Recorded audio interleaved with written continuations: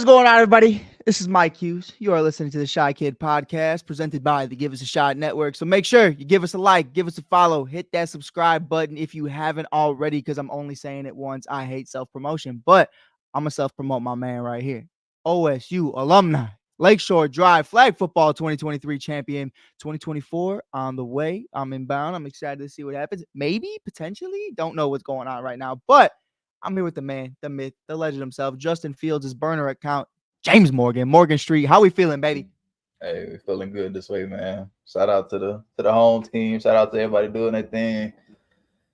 Great weather we're having in Chicago. It's a beautiful day. Great weather. Called James, immediately got a tornado warning while I was watching the Pat McAfee show. So shout out to that, because I missed Aaron Rodgers' segment. But I did get to hear him say that Jordan Love is the owner of the Bears yet again. So that was great to hear. At this point, I got nothing. James, we're going to talk a lot of football today.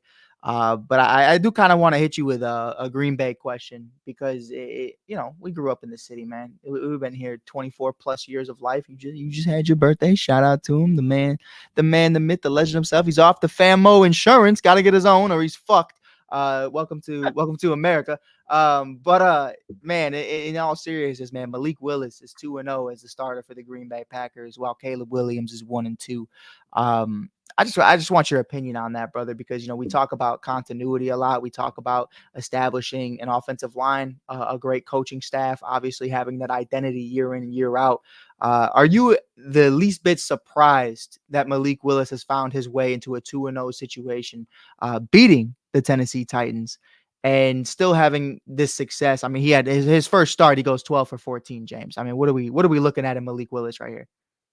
I think he's been given an opportunity to showcase his talent. I think Tennessee didn't really give him the same type of opportunity. Not only that, but he didn't have the same supporting cast. Yeah.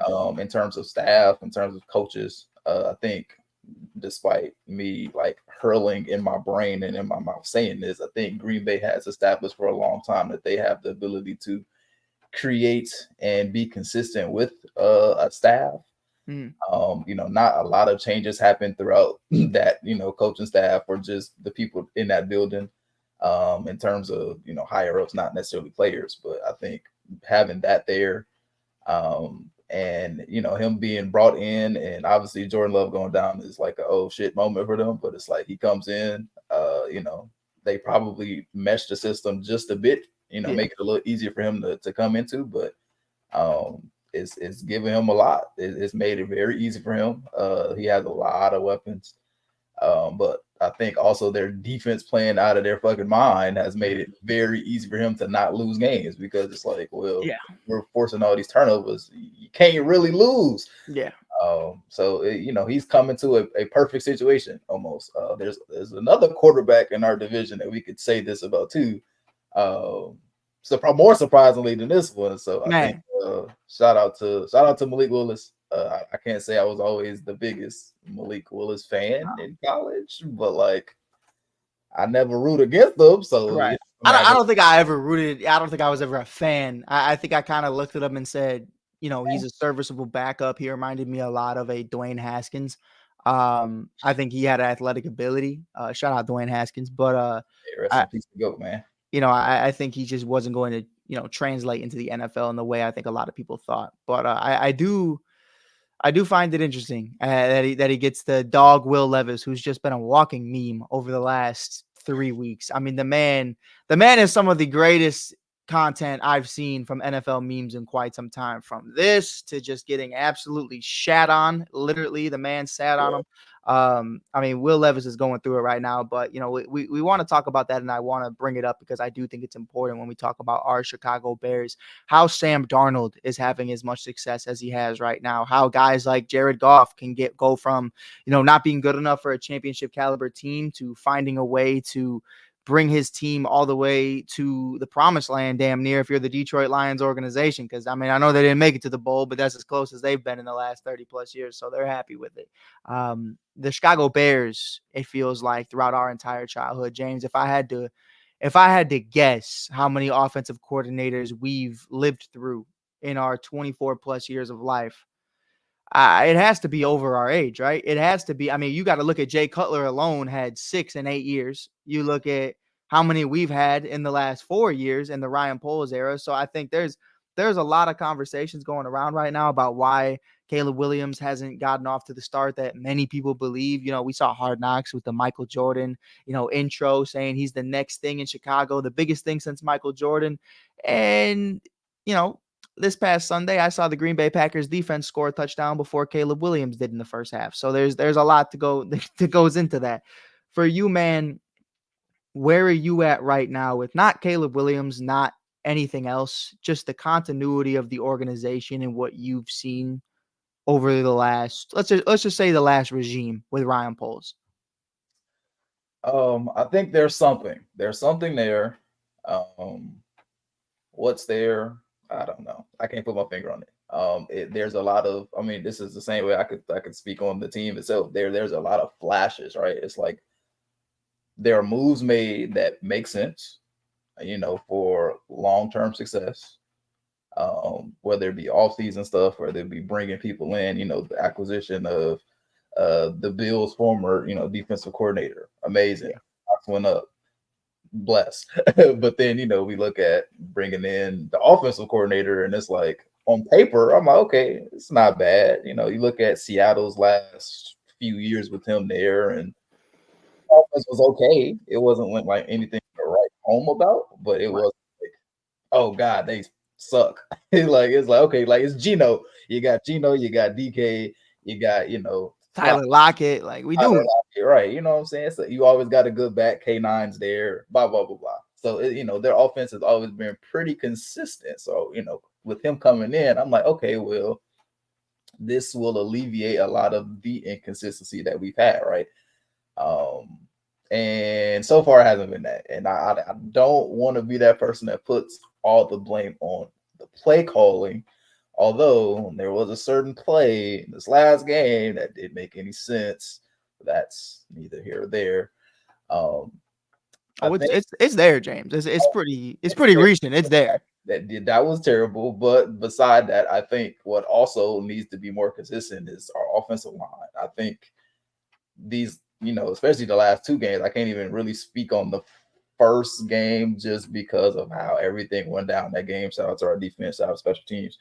Offensive line is bad, and not necessarily talent wise, but I think discipline wise. Like we look at the self errors, the not being on the same page, not being able to pick up certain schemes that defenses are running, and they killing Caleb back there. I mean, he not Justin Fields guy. He not scrambling and getting 30 back. He not getting 30 bombs. Okay, it's just not happening. So him taking all these hits.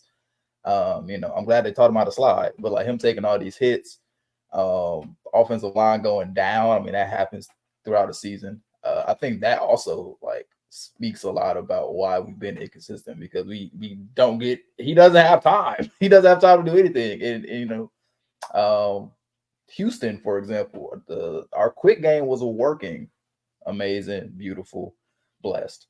And then we stopped going to it. Why? Yeah.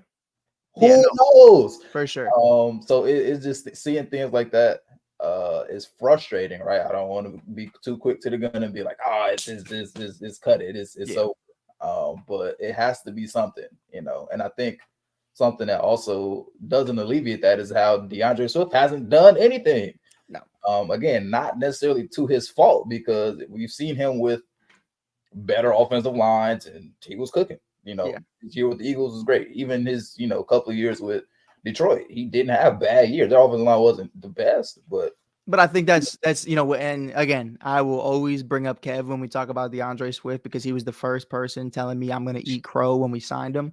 I was on the Saquon train. Or the Devin Singletary train, and I said that's the way you got to go about it, because that's your grounded pound guy every down back.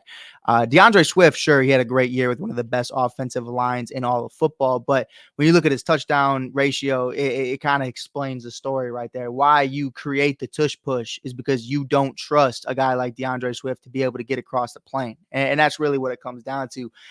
He's not an every down back. He's not hitting holes. He's not looking for holes. He's going straight to the sideline every single time. I remember remember me and you talked about it probably a little over a year ago, maybe 2. I said I didn't like that in Hard Knocks. You even saw his running backs coach really just putting the ass to him, like telling him, like, dude, you gotta hit the holes. And I still haven't seen him do that. That's why you get replaced in Detroit. You got replaced in Detroit, brother. Jamal Williams breaks Barry Sanders' all-time record while you're on the team because they don't want to give you the ball in the red zone. And that's just what it comes down to.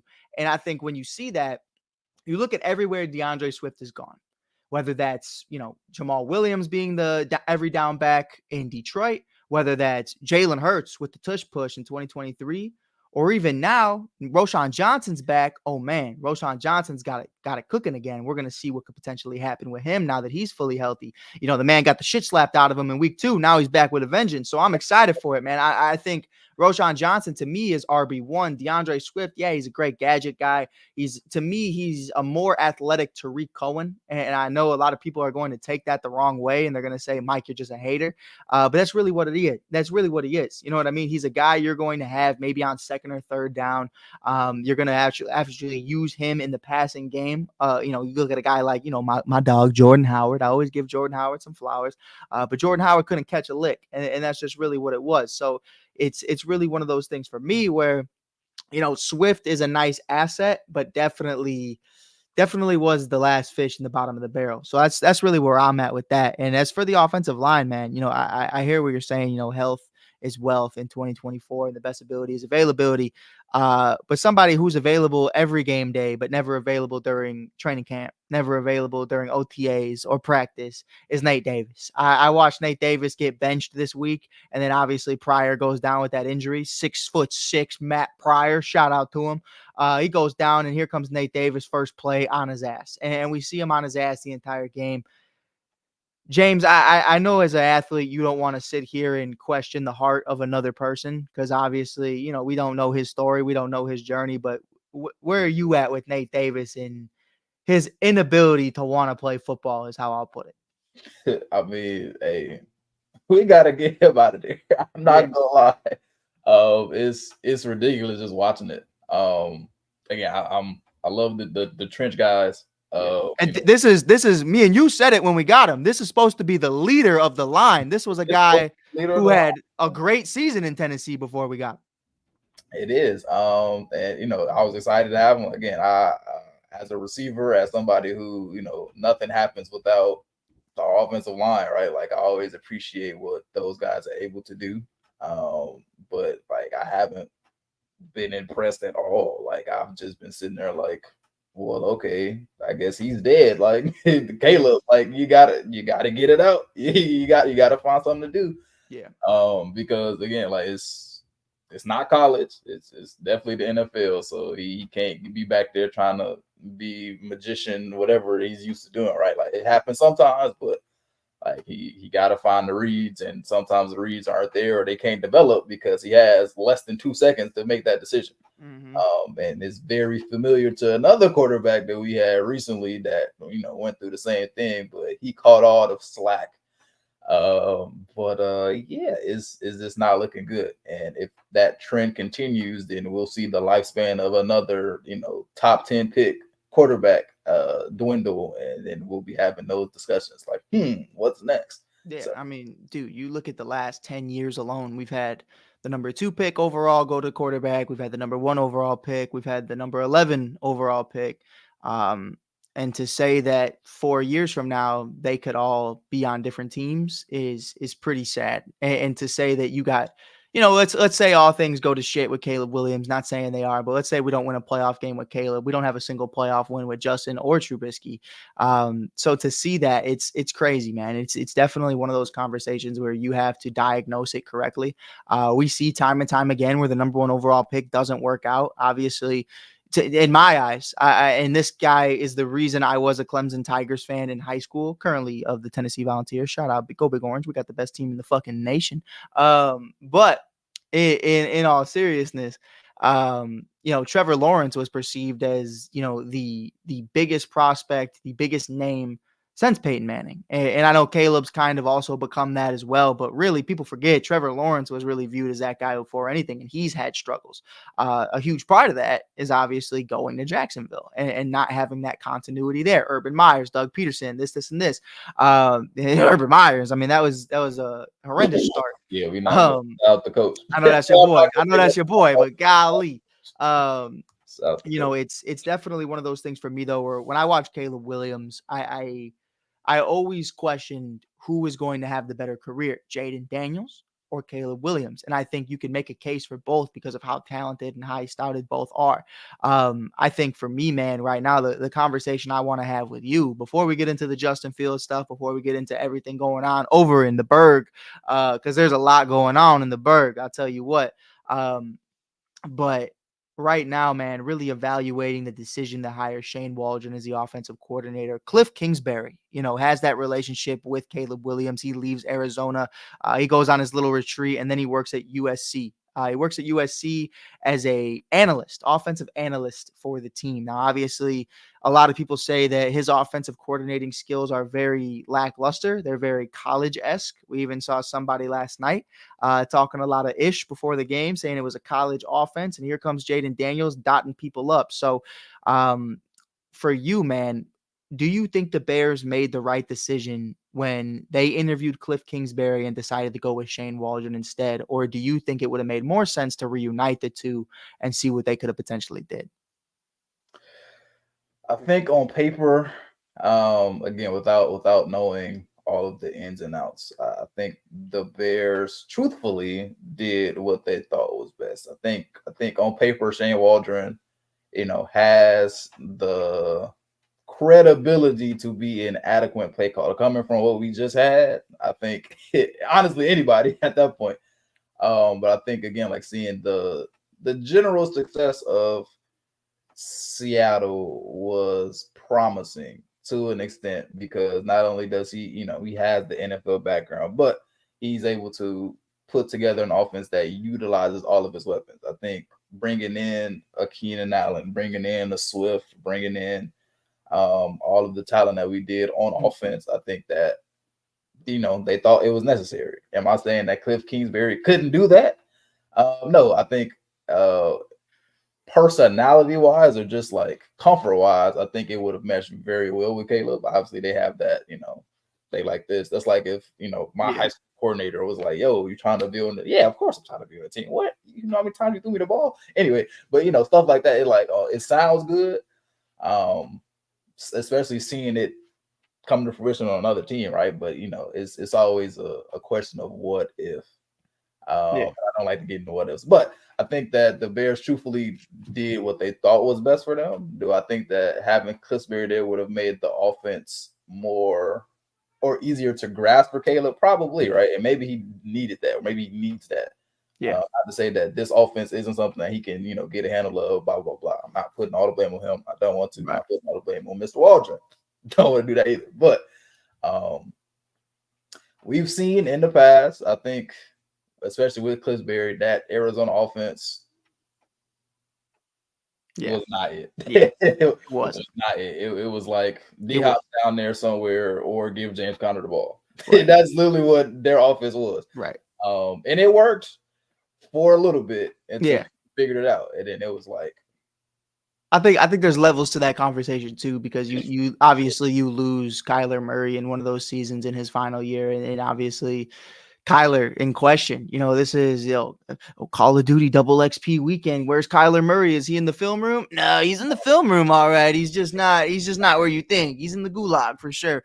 But I think for me, man, it's interesting to see Kliff kind of get this opportunity again. Like the Chicago Bears bring in Kliff Kingsbury in that opportunity to get the offensive coordinating job to learn more about Caleb Williams. I think that was really the idea. You bring in Kliff for the opportunity to be that OC just because you want to learn something. You just want to see something about Caleb. What does he see from Caleb? I don't really feel like they ever really took him into consideration at a legitimate level, especially because when you have a former NFL head coach as a coordinator, again, I feel like if you're Matt Eberflus, you're kind of on your toes. You're kind of always like, well, they could fire me at any point now. You know what I mean? Like last year, I think it was very, very vocal that no matter what, Luke Getsy was not going to be the interim head coach for the Chicago Bears. I think they would have probably gave that shit to Cairo Santos and told him in between kicks, just call plays. Like, you know what I mean? Like Luke was not getting that fucking opportunity.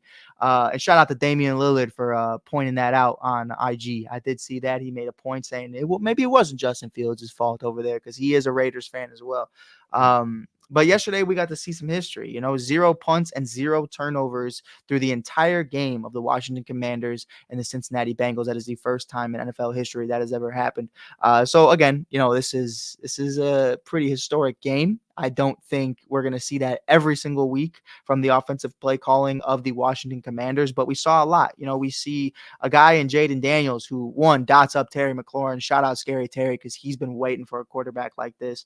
Definitely I've been waiting 3-4 years to have him have fantasy value, and it's insane to see him finally go out there. So 21 for 23 for Jayden Daniels from a passing perspective, 253 passing yards, 2 passing touchdowns. Now, he also had 12 carries for 39 yards and a rushing TD. Jayden Daniels is off to a pretty great start. Now, Caleb obviously goes 33 for 52, 363 passing yards, 2 passing touchdowns. Who do you think is off to a better start thus far over the first 3 games? And who do you think is in the better situation now that you're kind of seeing things unfold? I think it's easy to say for one of those questions. I think Jayden Daniels is off to an amazing start, even considering. I mean, they can't even consider their record. They 2-1, right? Out, whatever. Yeah, he's off to a better start. I think simply because of how easy he's meshed into that system. I can't say that his defense has helped him because that defense, man, that secondary is something else. Shout out to them, but I think he's been able to assimilate very easily into the Kliff Kingsbury system. I think he's been able to put a lot of trust into Brian Robinson. He's been able to put trust into Eckler. Having vets like Zach Ertz there, having Terry McLaurin, I think has helped him stupendously. I think a lot of the offseason moves that they've made sense for that franchise. More so, dare I say, than the offseason moves that the Bears made for their franchise. Yeah. So I think him coming in, obviously we could talk about Heisman, his Heisman season, blah, blah, blah. But I think him coming in, the work that they put in to do that, and it, being able to blossom to what it is, week 3. I mean, again, watching him week 1, it was like, damn, this team sucks. But like Jayden Daniels is the truth. Like even that game, like I think he scored like 3 touchdowns by himself. Yeah.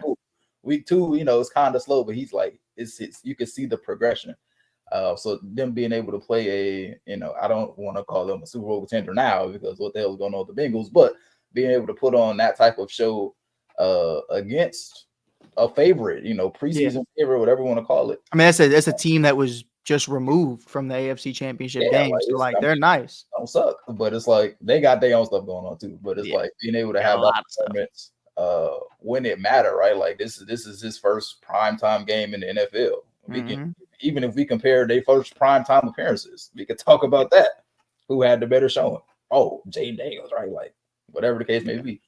So I think he's been able to blossom because they haven't told him to be anything else but himself. I think it showed a lot of confidence in him for them going on stuff for 4th down and letting him rip the ball, right? Like letting him run the ball. I think the one thing he has to learn that every mobile quarterback has to learn is to slide because he be taking some boomsticks. He's a little Anthony Richardson 2.0, but except he's actually good at football. But it's shout out A Ridge, but that man is a glass cannon. But anyway, not glass cannon in the terms of he can't take hits. Glass cannon in terms of like he got a bomb, but like he can't make the easy throw. Where that shit going, bro? That's the problem. I'll be like, all right. Anyway, shout out to Jayden Daniels.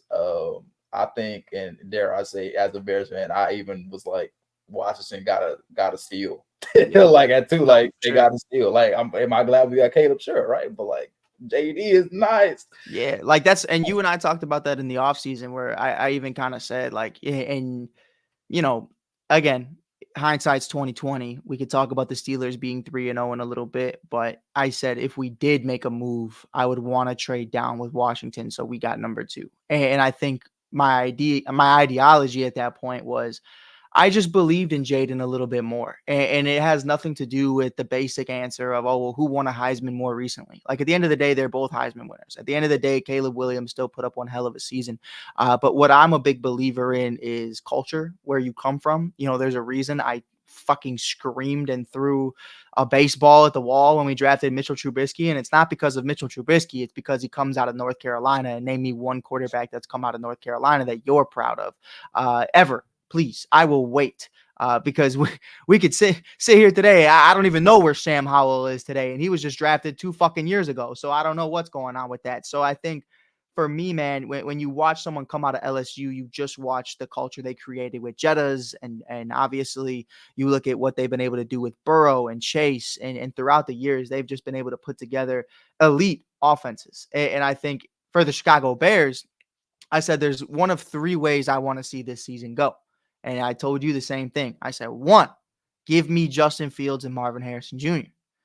Yeah, obviously you're going to have that number 9 pick. Maybe you get Fashanu. Maybe you get somebody else. Who knows? You know, Jared Verse, whatever. Number 2, you give me Jayden Daniels and Malik Neighbors. Let's pair them up the same way we just saw Burrow and Chase come run the league for a few years. We could pair that up and it could be a beautiful thing. Or 3, Caleb Williams and what have you. You know, I did think Rome was a possibility as it got closer to the draft. But if you would have told me by the end of the college football season that Rome Odunze was going 9th, I would have said you were crazy. But, you know, I do think for me, man, Caleb was that 3rd option. And that's not me being a meat writer. That's not me, you know, backing down from what we've been talking about all offseason long. James and I are football fans at the end of the day. Kevin Lapka, a bunch of guys at the Score, at ESPN 1000, all over the place, all over the world. Real Bears fans are going to get behind our quarterback. That's just what it is. You know, you can feel how you feel, leave it at the door. It's Caleb Williams era now. It's the CW18 era. And I think for me, when we talk about, I'm sorry, I'm rambling a little bit, but when we talk about continuity and we talk about what's important and how to build the staff, you know, like I said earlier, you bring in Kliff Kingsbury to learn more about Caleb Williams. You don't really want to offer him that offensive coordinating job. You're probably going to give it to Shane Waldron from the jump. What frustrates me about that is when you see him utilize guys like Jayden Daniels. You know, you're not seeing Jayden Daniels just scramble for 40 yards. Like these are run option plays. You're seeing him actually being used to the best of his ability while also using Austin Eckler in the pass game, using Terry McLaurin to his full ability, using Zach Ertz, who people forget about Zach Ertz. Zach Ertz is out there catching footballs. You still use, you know, Brian Robinson. This offense looks clean. It looks crisp. People might say it looks like a college offense. That's okay. It's a fast-paced offense, and they're going to beat you with their legs, and they're going to beat you with their arms as well. So I'm excited to see how they continue to grow. But what frustrates me that on the other side, when Kliff Kingsbury is such a pass-heavy, offensive-minded coordinator, and you have DJ Moore, Keenan Allen, Rome Odunze, Cole Kmet, and DeAndre Swift, why wouldn't you have wanted to do that here, especially when they have that USC connection that they did? It's just really, it's really just not doing their due diligence as an ownership to try to bring in the best guy. This is a guy who's been a former head coach. If shit hits the fan with Matt Eberflus, you know, this guy can fill in. I'm starting to think 3 weeks into the season, which is very early, but 3 weeks into the season, nonetheless, that maybe Kliff Kingsbury would have been the right hire for the Bears offensive coordinating job. And that's really where I'm at, especially with that relationship he had with Caleb. There's no doubt about that. So, you know, Shane, shout out to him. But we did hear a couple people in Oregon tell us, and Seattle, that you know, he's a screen machine. And I was hoping maybe that would change. Just maybe that's a Geno Smith thing. Maybe, you know, maybe that's a Drew Lock thing. Don't know. But it doesn't seem that way whatsoever. But, you know, how much can you really blame when this offensive line lays down on 4th down? Like, everybody just held hands and laid the fuck down. That's really just what it was simultaneously. So I don't know, man, but I do want to talk about your guy. I do want to talk a little bit about the man himself, JF1, JF2. Yeah, that's Justin, disgusting. I'm not gonna lie. come on. Justin I Fields is don't like 3-0, the James. shout out. Shout out though. How you feel about it, man? He's Hey, 3-0 on the year. Obviously, you were a believer since day one. Where are you at today in the progression you've seen from Justin Fields? I know we talked a little bit about it on the phone that not much has changed, but have you seen any change? yeah, I mean, I think the biggest change that I've seen in him personally is, him being comfortable with what's coming his way. I think this is probably his first time ever being in the NFL, like actually like being back there and being like, okay. Like I think the game has slowed down for him. As they say, it takes some time for a quarterback, and coming out of college and things. So I think he's at that point where things have slowed down for him, and that's beautiful. I can't say that their offensive line is like the greatest again, but I think that they've given him enough time where he can just sit back there and be like, okay, maybe I do want to run. Oh, I can pass. And the biggest thing we talked about the entire time, culture. I think Pittsburgh's culture is superb. I don't think there's ever been a time since in my lifetime, I could even go back, further back if we look through history, but like especially in my lifetime, that Pittsburgh has never been a contender. Regardless of how their roster looked or who was on their roster. Right. Terry Bradshaw days, Big Ben days, they were always something always works, right? Like, I think that's major credibility to just how that organization is run. They are able to bring in people, whether it be through free agency, whether it be through drafting them. And it just works. I mean, we're not gonna talk about Kenny Pickett, but otherwise things just work. Philadelphia Eagle, Kenny Pickett. I mean, crazy as fuck. But things just work. And I think him going there the way that he went there, it put a lot. I think it took a lot of weight off his shoulders because initially, like everybody, not me, but everybody was like, okay, well, he get to sit behind Russell Wilson. He kind of get, whatever, cool. Yeah. Russell Wilson is getting paid by Denver. They basically got Justin Fields for free this year. Anyway, cool, right?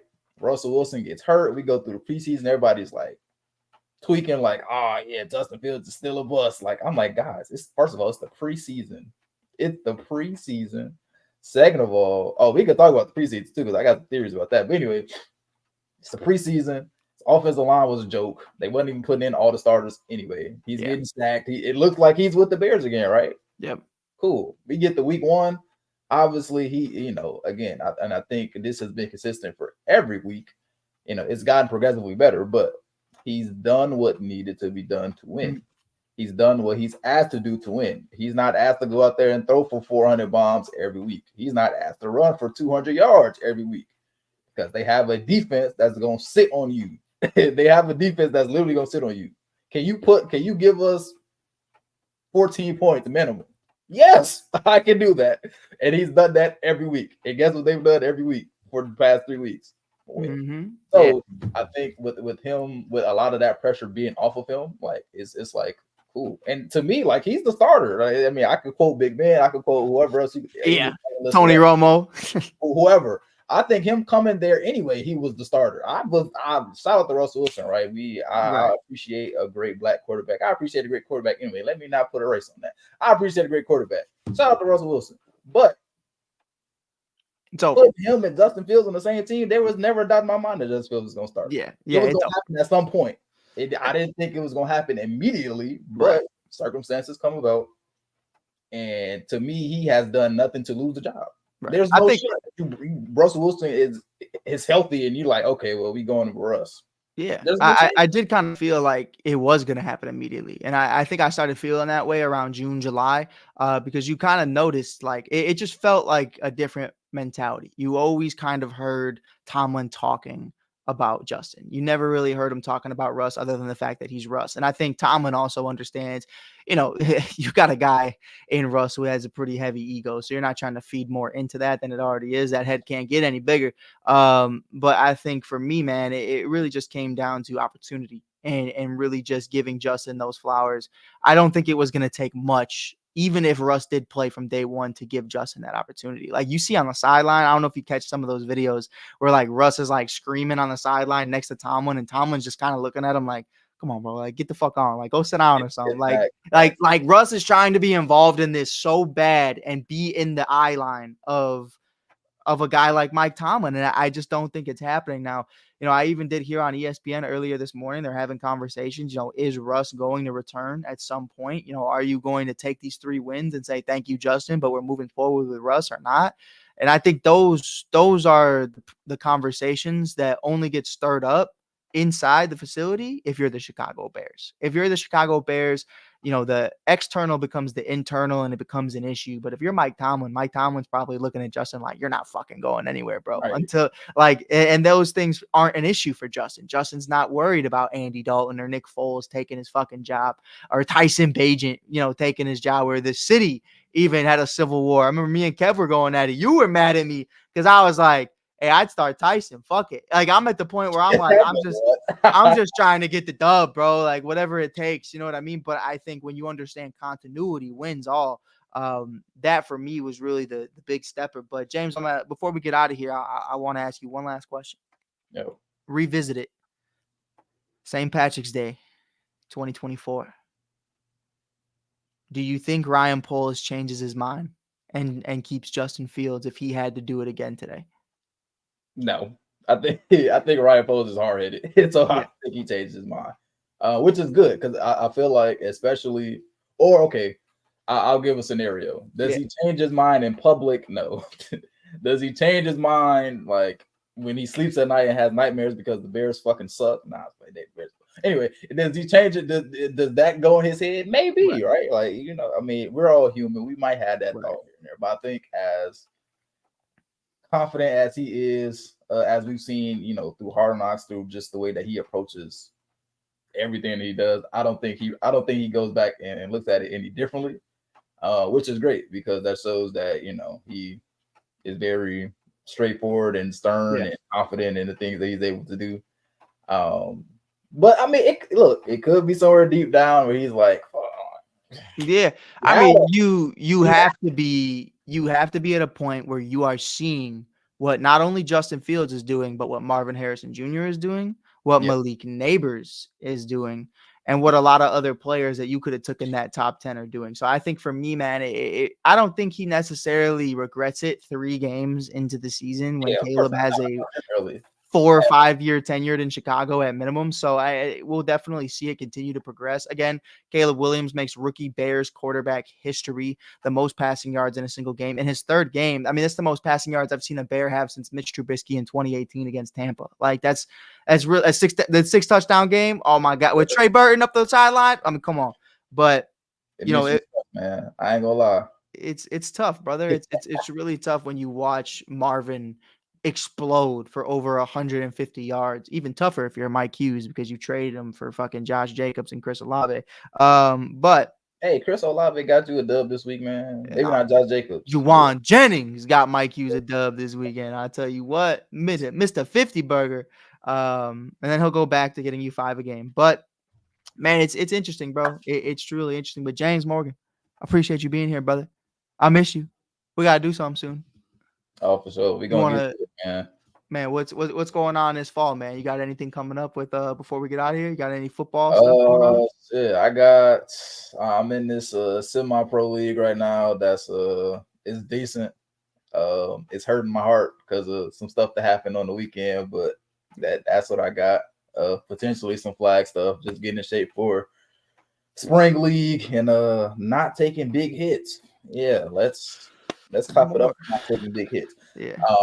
But outside of that, man, like you said earlier, just celebrated a birthday. Feeling refreshed after 26 years of life now. Fall is my favorite season, so this is always a beautiful time for me. Hoodie James, I know it's real when Hoodie James is in full activity. Yeah, I mean, I'm always Hoodie James, but it's definitely hoodie season, man. Yeah. I love it. Like I said, it's my favorite time of year. Sports with just personal stuff. But yeah, I'm looking forward to seeing what else happens this fall, seeing what I can get into, seeing what I can stay out of. But it's beautiful, man. That's what I got on tap, man. I'm bro. And We got a little retirement announcement coming up. So, we're going to be getting into a lot of shit this fall, this winter, boy. I'm going to be getting, we're going to get cracking. But I appreciate everybody tuning in. Appreciate everybody listening. Make sure you give us a like, give us a follow if you haven't already to the Give Us a Shot Network. If you hated my takes and James's takes today, don't worry. We got plenty of other people on this network who have so many great opinions, so many bad opinions. So, we're all over the place. It depends how you feel, left, right, blue, red, green, orange, whatever it is. We got it at the Give Us a Shot Network. So make sure you give it some love. WNBA playoffs is coming up. We obviously saw Caitlin Clark take her first L. That's just the Angel Reese fan of me hating. But let me chill. We got a lot of WNBA content coming out with Protect Our Queen. So make sure you give them some love. You got to check out stuff about sports with Germ and Bert. They got a lot of stuff going on. Obviously, I am the Shy Kid. You can check us out on TikTok at theshy.kid. 157,000K. Love every single one of y'all mofos. Until then. Peace. Give them a shot to do what?